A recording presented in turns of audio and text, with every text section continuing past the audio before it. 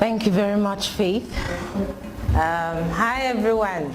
You know, I've been thinking what I'm going to share exactly. What is it that I'm going to share with you? I'm not too sure because I'm going to be talking about quite a lot. But the lesson that I'm going to want you to take home is the lesson of resilience. Faith talked about it already. We fall so many times and we have to get up. Because we too do not want to get into this kind of pressure cycle that we've seen. We need to always remember that we are going to fall sometimes. So I had a very beautiful childhood. I saw my parents very much in love as a child. And I used to play football with my brother and his friends. We used to do a lot of things, you know. All the lids of all the pots in our home would disappear because we'll flatten them and we'll use to roll them like cars. I don't know if there's anyone here who has done that too. We did that quite a lot with my brother Elvis. And childhood was fun. But I remember some particular stuff about our childhood. When I remembered all those things, I remember when I was 5 or 6, I just had my brother Elvis. But as I grew older and I was in primary school, class 6, class 7, then I had a little sister. Then I had another little sister. And now my mother was always gone. She was into politics and a social worker, so she was always gone. Then my father moved to Nigeria. That complicated things for us a lot. And we could not afford babysitters. My family could not afford babysitters. So as I grew older, many times I realized that I will not go to school every day. So if I go to school on Monday, my brother will go to school on Tuesday. Then I go to school on Wednesday, he will go to school on Thursday. Why? Because we had to take care of my sisters. We didn't have people at home to do that, so we had to do that. As young as we were, we had to take care of our siblings. This, first of all, taught me the lesson of responsibility. No matter how young we are, when we have someone looking up to us, then we become responsible. I decided to learn how to love kids because of my kid sisters. Then when I got to secondary school, my early years in secondary school, I was only a teenager. Then I became pregnant for my son. And that changed my life completely. Being pregnant, only a teenager, not knowing exactly what it means to be a mother, because to be a sibling is completely different from being a mother. I was a kid myself, and I remember my aunt used to say in pidgin English that Pikin go born Pikin. I was very young. Things were tough in those days. Things were really very tough for my family. And do I have mothers in the room? Yeah. You know what it means to be pregnant and you go hungry the entire day. There are days when you will wake up in the morning and will not know where food will come from. And when you're pregnant, it's different. He did not say a word to me. He did not respond to a greeting from me. So I was the enemy in the house. I just need to tell you that I was not an average student. I was very intelligent. And you know, my father always said, oh, you're going to be my pride. You're going to be my pride. And then one day, boom, I am pregnant. Strangely enough, I didn't even know I was pregnant because that was my first encounter with a man. And I didn't know I was pregnant until the pregnancy was 3 months old. Then my aunt one day discovered and told my dad, it looks like this child is pregnant. And then my dad took me to a medical doctor, his friend, and it was confirmed. And from that day, as we left the hospital and we went back to the house, my dad was no greeting, nothing. I should tell you that we were then about 8 members of my family living in a one-bedroom apartment, which today you call a studio. So we had the living room and then we had the bedroom, where 8 of us. And so I was sharing the bedroom with my parents, but in the morning I'll say good morning and my dad will not respond. And I became totally the enemy, totally. And this attention shifted from me to my brother and to my sisters. So I felt like I was alone. These were tough times, very tough times. I remember more than once considering an abortion. Now the only thing that saved me and my son is the fact that my grandfather was a reverend pastor with the Presbyterian Church, and he traveled to our house to tell my dad, in this family, we don't do abortions. So if this is what you're considering, because I know when a child gets pregnant, these are the things that come to your mind. And I was sitting there and thinking like, how did he know that I'm thinking about this? So I said, okay, I'm not going to do this.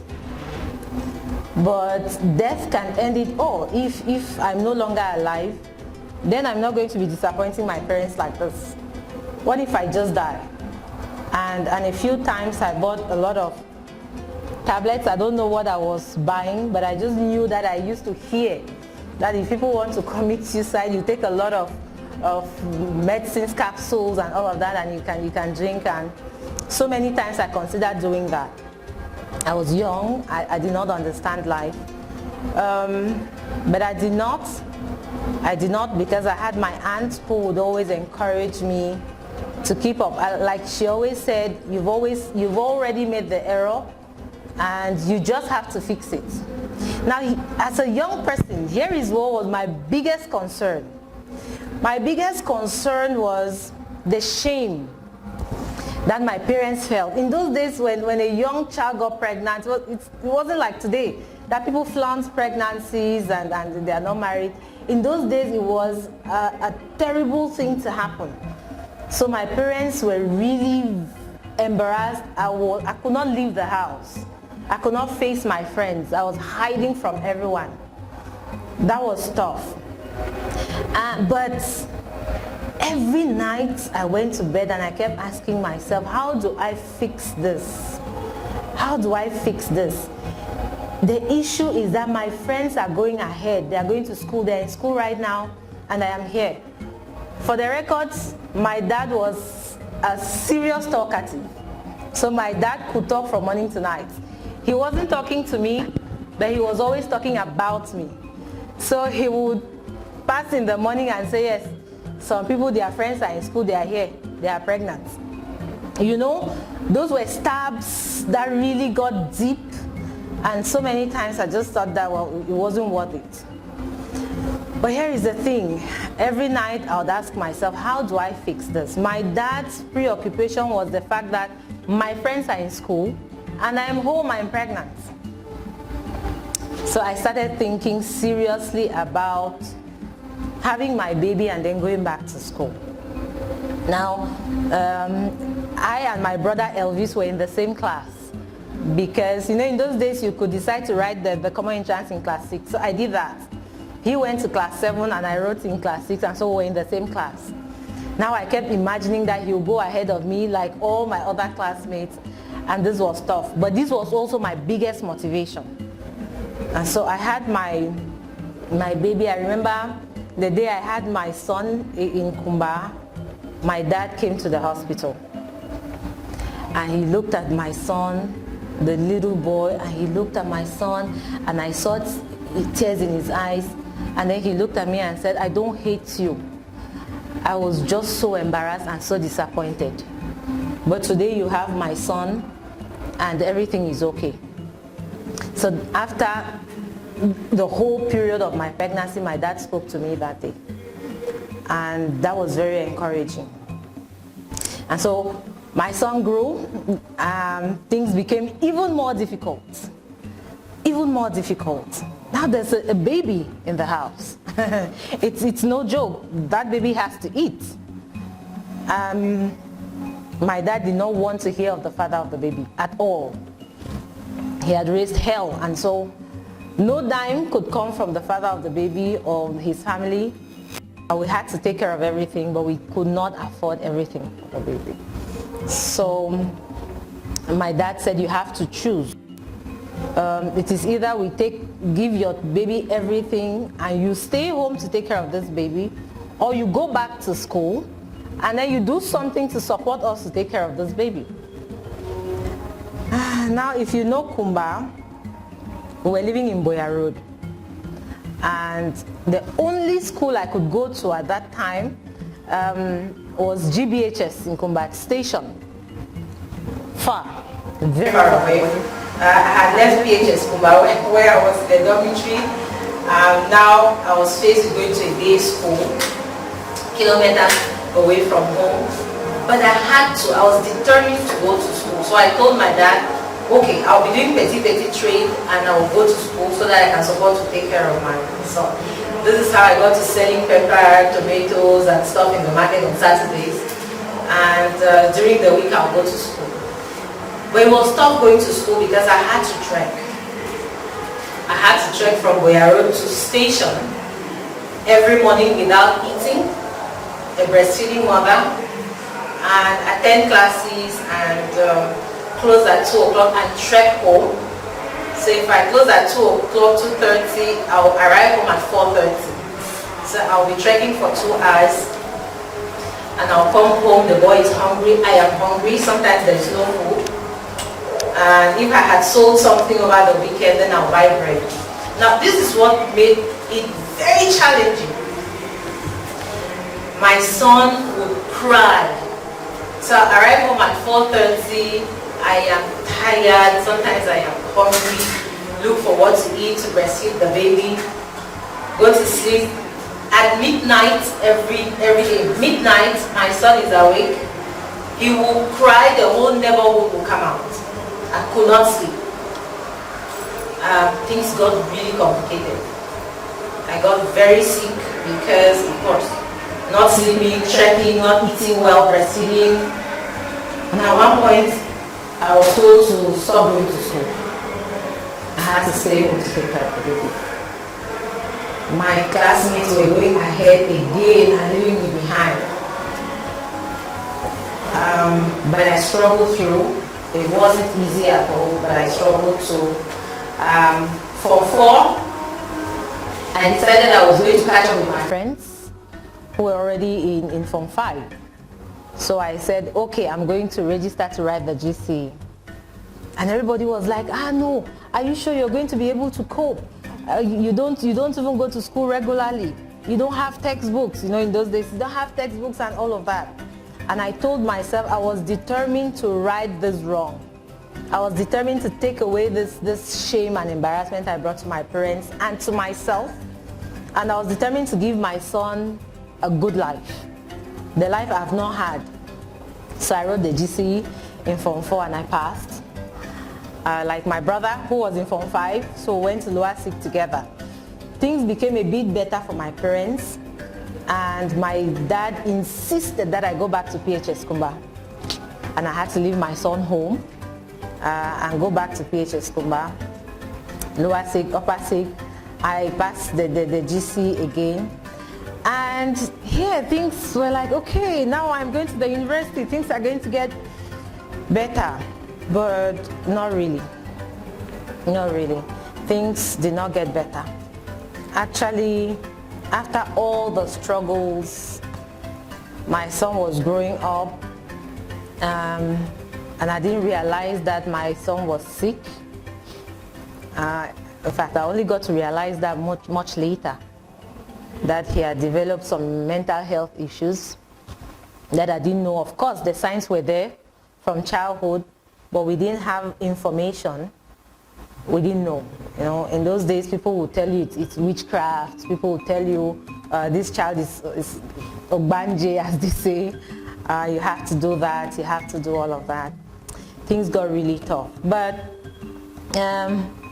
first year after A-levels, I decided I was coming to the University of Boya from Kumba to study journalism.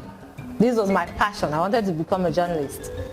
Not because I understood what it entails or anything else. I just enjoyed seeing women on TV, like the late Ann Sang was my idol. And I said, I'm going to become like her. And I came to Boya. At that time, we had to do all the entrance documents and a lot of congestion. And so my first choice, journalism. My second choice, English and French. The third, I think history or something. Now the list came out. I had gone back to Kumba. The list came out. Someone called me, oh, you've been admitted to study what? English and French. I'm like, what am I going to be studying English and French for? This will mean that I have to teach, and I hate to teach. I just cannot see myself ending up as a teacher. I remember I cried that night, and I told my dad the next morning, I'm not going to Boya because I do not want to be a teacher. My dad said, okay, if you don't want to be a teacher, then think of something else. Then I said I want to travel abroad. My neighbors, I had my neighbors who were abroad, and they were feeding us with a lot of stories. Guess which country I wanted to go to?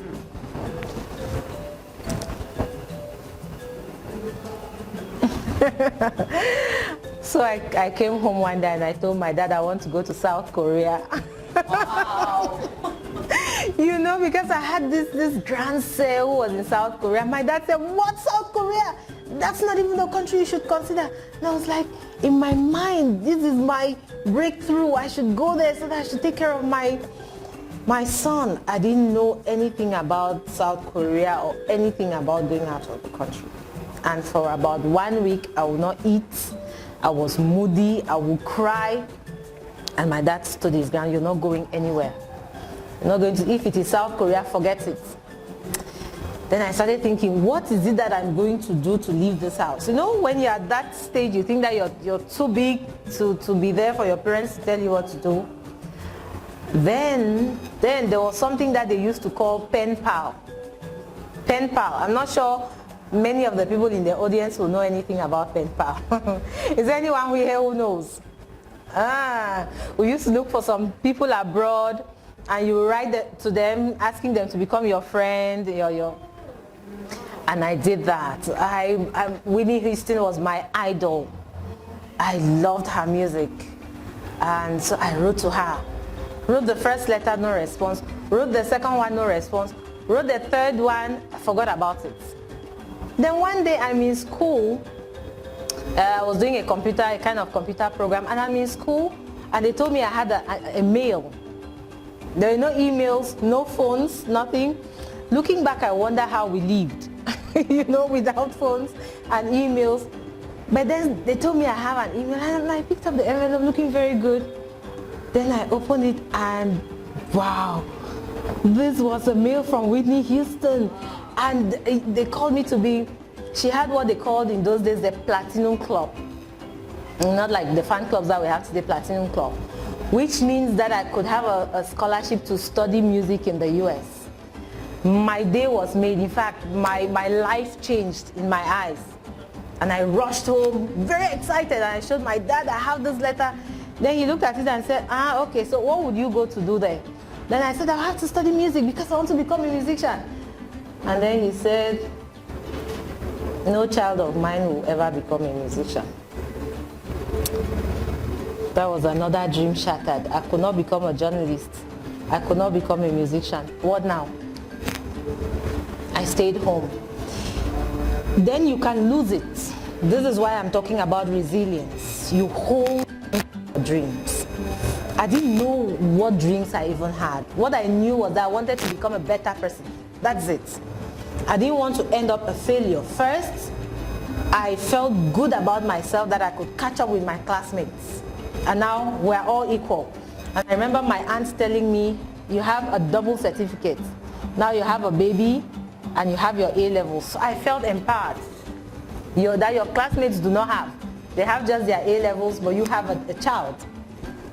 And so I felt really very empowered. What could I do? I decided that I was going to keep pushing to see if I could travel. Now I understand when young people want to travel out. I understand. Because in those days, that was the only thing I thought about. I want to travel. And so a lot of stuff happened. I met some friends, and then I found myself in Switzerland. I couldn't stay in Switzerland for long because I couldn't go to school. My parents could not afford the fees. Then I moved to Italy, where I could not go to school for the first year because I couldn't speak the language. Of course, I didn't have money for fees. So I worked at very odd jobs, cleaned toilets, washed plates, took care of children. But all the while I decided that I was going to do everything to go to school. And I kept money aside, went to school, did a lot of stuff.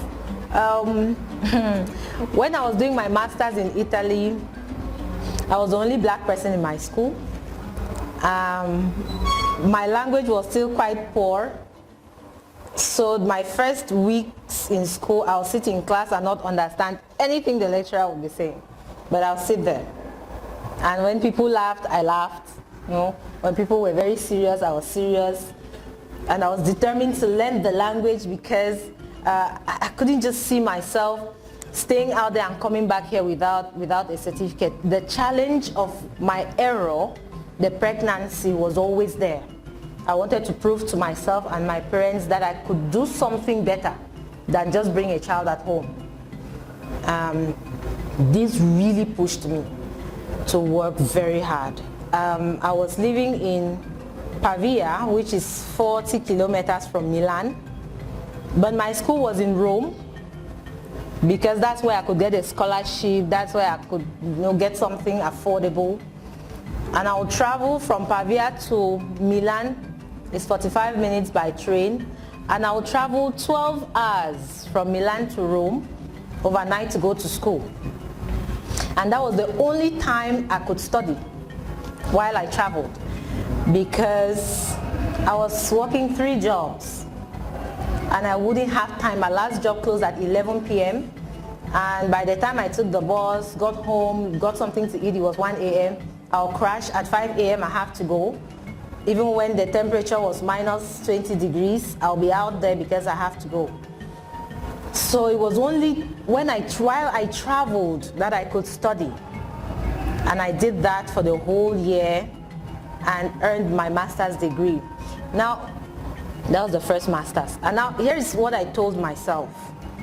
That I have seen a lot of young girls come to Italy. If you know the story of prostitution, in Switzerland for Cameroonians and in Italy for Nigerians, I saw that a lot.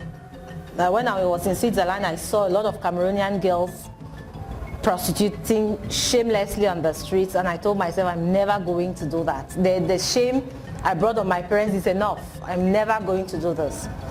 When I went to Italy, I saw lots of Nigerian girls doing the same, and I kept reminding myself that I was never going to do that. I had my dream. My dream was to become a better person. And so one of my jobs was a call center job. I was a call center operator. You know, in those days to call Cameroon, you go to a call center, you call using a call booth, and then there will be the meter that tells you how much you've consumed. So I was working there, and I learned how to manage Western Union, MoneyGram. I'll sell call cards. And my boss was a Moroccan. Who would not understand why I was even working there and earning about 700 euros a month. That's nothing much, no. And here is the biggest temptation. Every day I would receive Nigerian girls who will come to send 5,000 euros to Nigeria, 10,000 euros sometimes. And I'll be asking them, how do you get this money? And then in their Nigerian accent, they will say, Sha, what did you do here? And you do here, sir? How much do you earn? That you work the whole month, they give you 700 euros. This is something that someone just gives me after 1 hour. And I'm like, give you after 1 hour, how? What do you work? And then they told me, if you want it, come with us. And so my colleague will call me and say, don't listen to them, those girls are shallow. But it was tempting, you know, because they wore the finest clothes. They sent lots of money home. I could not even save 100 euros. And here are girls younger than me, my age, sending home thousands of euros, and it was very tempting. But I kept telling myself that I'm going to work hard and make my parents proud. So that temptation was strong, but I did not succumb to that. And every night I said, God help me. 5 years after my arrival here, I want to go back home. 5 years. So I kept telling myself 5 years. Every year, I'll be telling myself that you have 3 years left. You have 2 years left.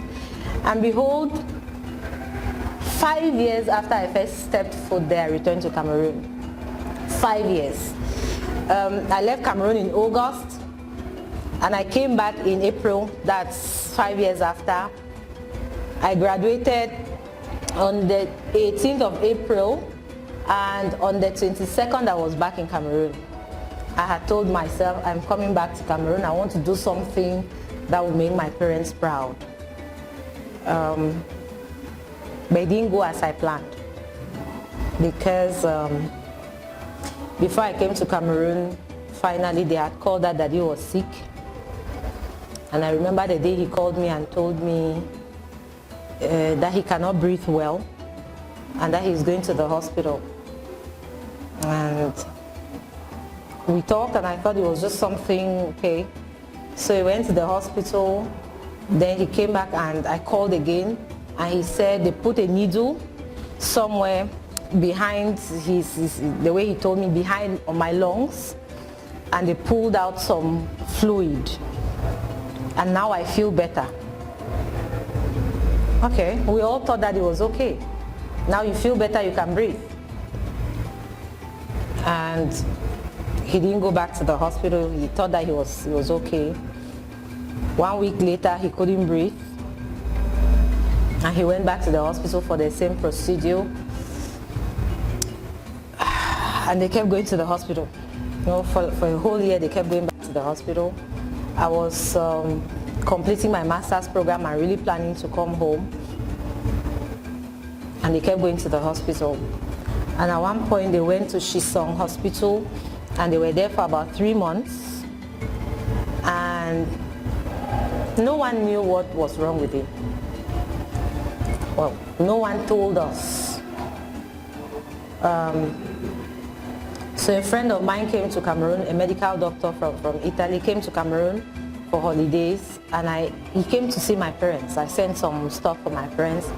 When he saw my dad, he left and called me and said, I think you should come home. Then I said, yes, I'm coming home. I just want to finish my program and I'll be home. Then he said, you may need to come earlier. Then I'm like, why? What's happening? Why should I come earlier? He said, your dad has been sick, and I think that he has a cancer. I don't know. I have not done any test, but I think that it's a cancer. Then I'm asking him, but why from the general hospital in Kumba to the Shisong hospital, why is nobody saying anything? Why is nobody thinking that it could be a cancer? Then he said he doesn't know. Then he's going to talk to the doctors and ask them to do this test. And so he did, and they referred my dad to Centre Pasteur. All the while I'm trying to finish my program, alone out there, struggling with bills, struggling to support my parents home. And yeah, went to Centre Pasteur, stayed there for another 3 months, time for me to finish my program. And I come home and I see a skeleton of my dad the first day I come home. And still the results are not out, so nobody knows what is wrong. That was hard. That was hard for me. At one point, they told us to take him home. Still no diagnosis, but we have to take him home. We did, but I stayed back because the doctor said I would wait for the results. After a few days, I'll have the results. But in the meantime, we should take him home. To us, it was a relief, but he was in severe pain. He was in pain from morning to morning. And so I stayed back, and a few days later, I went to the hospital to collect the test results, and I was told, your dad has terminal cancer. And the doctor said he's going to die. He was a little girl who had fought, who had struggled to come back and make her parents proud. My dad could not even notice I was there. What was the essence of all of this, all this long absence? What was I working hard for? What was the essence? And so I asked the doctor, how much time does my dad have? And he said, not more than 3 months. Okay. So how do I tell my mother? How do I tell this? I'm a young girl. Not this kind of experience is new. How do I tell even my dad? So that day in the hospital, I decided I'm going back to Europe. Because staying here, he's dying. I did not have a lot of money aside to come and take care of the family and all of that. So I have to go back to Europe for a while to see if I could work now, not go to school, just work, and then raise some money to return home. But I did not tell him, because when back home, he asked about the results, and I said, they didn't give the results. You know, I told him some stories. My mother asked, I didn't tell anybody. So I stayed with that weight of knowing that my dad was dying alone, without telling anybody, because I did not trust anyone to keep the secret. So no one knew about it. And I remember one evening I went to the hospital and I fed him because he couldn't sit, he couldn't eat, he couldn't do anything. So you would carry him like a child. And I fed him that evening.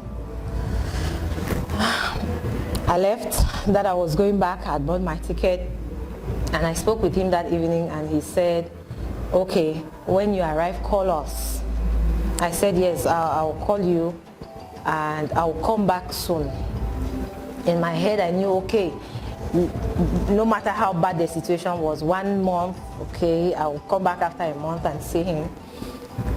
So I left, come back, came to Douala, missed my flight, stayed one night in Douala to travel the following night. So I traveled the following night.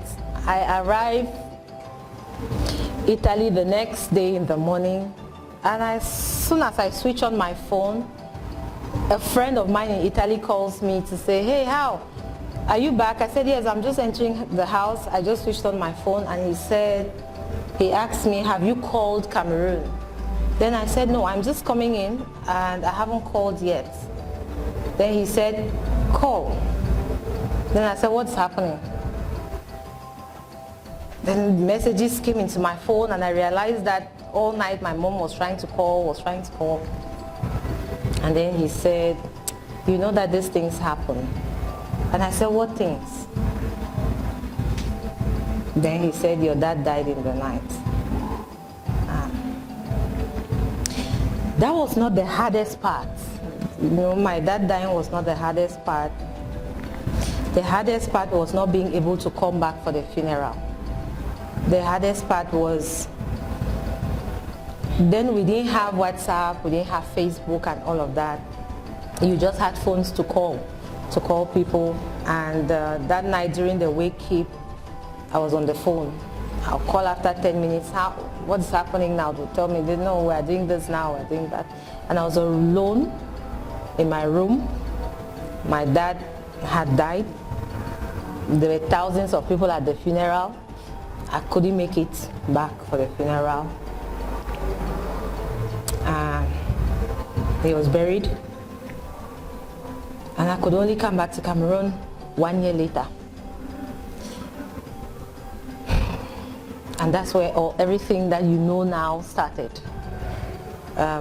He had gone for a while. I thought there was no point doing anything. But I remembered always that I had a son that I had left behind, and I had to give him a good life. I remember that there was my mother who was grieving, and I had to give her a good life. Just to tell you that same year, my dad died in April. On the 3rd of April, my grandfather died on the 17th of April that same month. And my grandmother died on the 22nd of April that same month, that same year. And my uncle died on the 1st of May that same year. All those people. And I couldn't come for any of the funerals. Then my mom had a stroke because of all the stress. I returned home, then she had another stroke, then she had another stroke. Today she has had 4. And she's still living, she's still moving about. Even though she cannot do lots of things with her hand, but she can still move about. And she can still think straight, which is a huge blessing for us. And I started my entrepreneurial journey, carrying all this weight on my back, carrying my mother, carrying my child, carrying my siblings, and it wasn't easy. I failed, lost everything I brought, went into teaching. I taught in some schools to make ends meet. It wasn't easy. Then I started my first school. I'm sure if you read about me, you know that I started a polytechnic in Boya. Because I did not have all the finances I needed, I brought in a partner who came and practically took over because I was very too trusting, quite naive, sign things, said we're going to do this thing 50-50. So I finally left that after putting all the savings I brought from Europe, putting all my sweat, worked 18 hours a day. I had to abandon that. Then today, the story is the Fotabe University of Cameroon, which is like 5 years old. Now in all of this, one thing that I have learned is resilience. Have your dream, hold on to that dream, never let go, because a lot of things will come to shake us. A lot of distractions will come to really just make us let go of our dreams. But if we hold on fast, we will emerge. Today, I miss my dad because I regret that he did not reap of any benefits. I regret it, seriously. But I know that if he were here, he'll be proud of the daughter that I've become. Because I did not waver, I did not let go of my dreams. I held fast, and I learned from my mistake. I learned. Many of us make the same mistakes over and over and over again. One mistake is enough to teach us life lessons, and I learned from that mistake. And today, I'm a proud mom. My son is getting better. He's all grown up. And I can tell you that there is nothing that comes to you as a challenge that you cannot overcome if you set your mind on it. Every night I thought of what I wanted to become. Every night. There was no single day I went to bed without thinking of the kind of life I wanted to have. It was in front of me constantly. And today, when I look back, I thank God for those challenges because they made me the woman I am. I am sure that if I didn't have my child that early, I would have had 4, 5, 6 other children by now because my friends do have. But after that encounter, like I told you, that was the first man I knew. After that, I became almost a virgin. So stayed for so long without wanting to see a man, and that really helped me to keep my focus and to pursue the dreams that I wanted to pursue. And today, if I tell young girls that I know what it is to be tempted, I know what it is to not have as much as your friends, but I also know that if you hold fast to your dreams and you focus on the values that your parents inculcate in you, you're going to do better. Here is my story.